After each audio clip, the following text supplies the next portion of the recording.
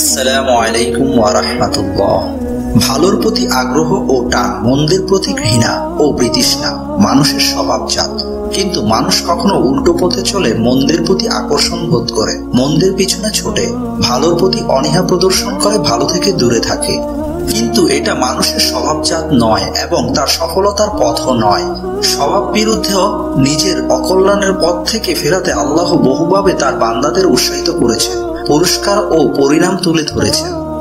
এই অবস্থার কেন্দ্র যেহেতু নফস ও আত্মা, তাই আল্লাহ তাআলা এই নফসকে নিয়ন্ত্রণ করতে বলেছেন, ভালো পথে পরিচালিত করতে বলেছেন, মন্দ পথ থেকে ফেরাতে বলেছেন।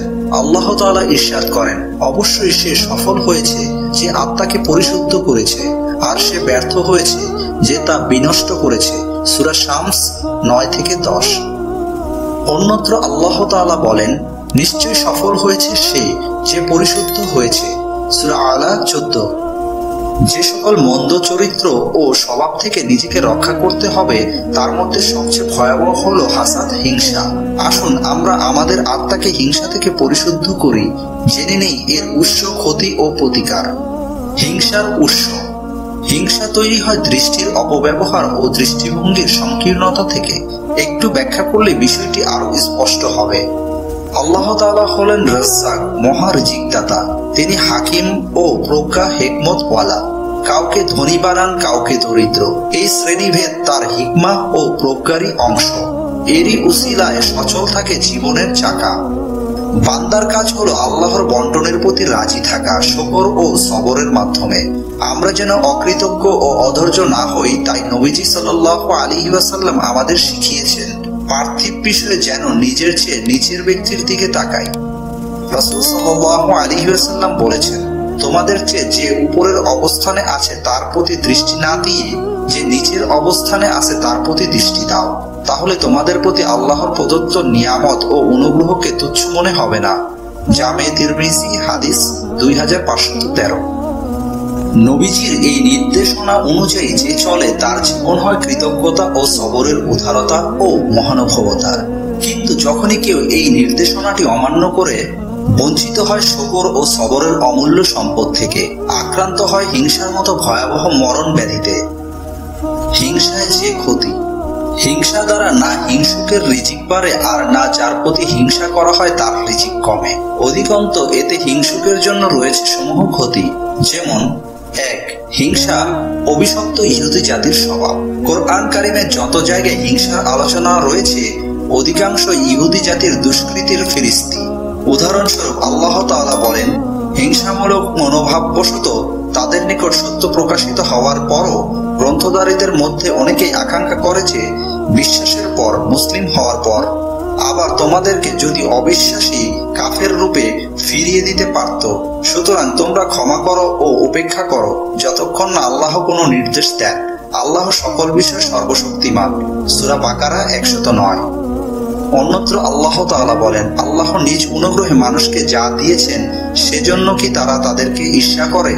তবে আমরা তো ইব্রাহিমের বংশধরকেও কিতাব ও হিকমা দিয়েছিলাম এবং আমরা তাদেরকে বিশাল রাজ্য করেছিলাম। 2. হিংসা অন্তর্জগতে অস্থিরতা সৃষ্টি করে। হিংসুকের অন্তর আমরণ অস্থিরতায় ভোগে, কারণ হিংসার আগুন, হিংসুক যখন অন্যের উন্নতি সহ্য করতে পারে না, হিংসার আগুন নিজেই জ্বলে মরে। 3. হিংসা নেকি ধ্বংস করে।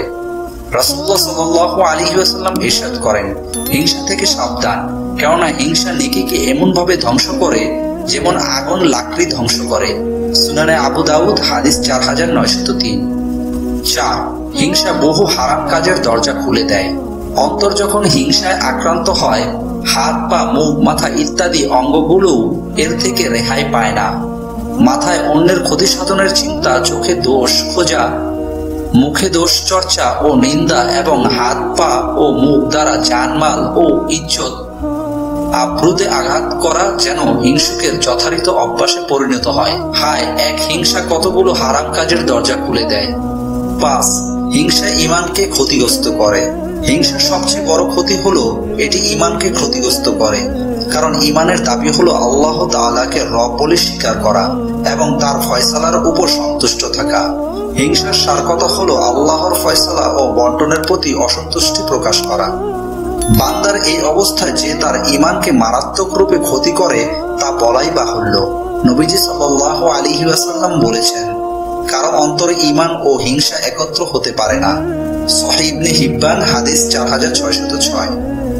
হিংসা দমনের পদ্ধতি। 1. কারো প্রতি হিংসা অনুভব হওয়া মাত্রই দুটি কথা চিন্তা করা।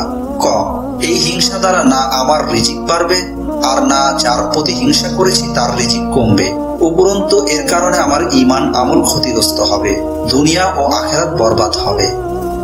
খ, আমার কল্যাণ অকল্যাণ আমার চেয়ে আমার আল্লাহই ভালো জানেন, সুতরাং আমার নসিবে তিনি যা দিয়েছেন তাই আমার জন্য কল্যাণকর, তাতেই আমার তুষ্ট থাকা উচিত।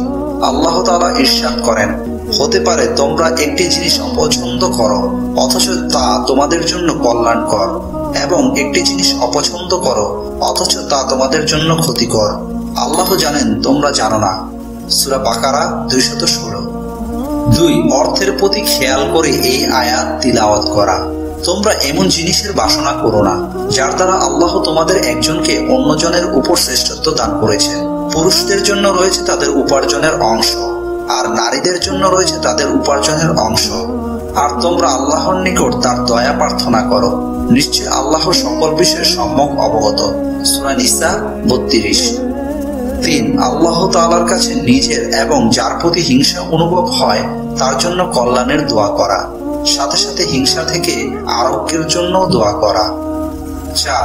হিংসার চাহিদার বিপরীত কাজ করা, যেমন নিন্দার পরিবর্তে প্রশংসা করা, ক্ষতি না করে উপকার করা, দোষ না খুঁজে গুণ খোঁজা, তার সাথে ওই সকল কাজ করা যেগুলোর দ্বারা পারস্পরিক ভালোবাসা তৈরি হয়, যথা সালাম দেওয়া, হাসি মুখে সাক্ষাৎ করা, মাঝে মধ্যে হাদিয়া দেওয়া ইত্যাদি। হিংসামুক্ত জীবন হচ্ছে সবচেয়ে উত্তম জীবন। আব্দুল্লাহ ইবনে আমর রাদিয়াল্লাহু তাআলা থেকে বর্ণিত, তিনি বলেন, রাসূল সাল্লাল্লাহু আলাইহি ওয়াসাল্লামকে বলা হলো সবচেয়ে ভালো মানুষকে। তিনি বলেন, প্রত্যেক হিংসা বিদ্বেষ মুক্ত অন্তরের অধিকারী এবং সত্য কথার অধিকারী ব্যক্তি সবচেয়ে উত্তম মানুষ।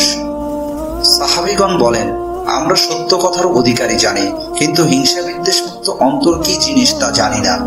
তিনি বললেন, যে ব্যক্তি স্বচ্ছ ও পরহেজগার, যার মধ্যে 1. পাপ নেই, পাপ হলেই ক্ষমা চায়, 2. সীমালঙ্ঘন নেই, 3. খেয়ানত নেই, 4. হিংসা নেই। ইবনে মাজাহ।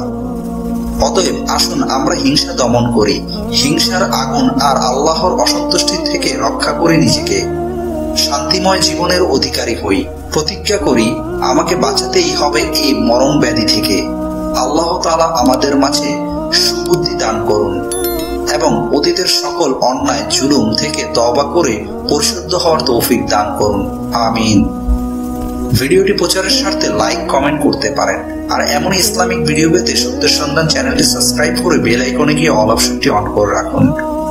ভিডিওটি শেয়ার করার মাধ্যমে মুসলিম ভাই বোনদের মধ্যে ইসলামিক জ্ঞান ছড়িয়ে দেওয়ার জন্য অনুরোধ রইল। দেখা হচ্ছে পরবর্তী ভিডিওতে, সে পর্যন্ত ভালো থাকবেন, সুস্থ থাকবেন। আল্লাহ হাফেজ।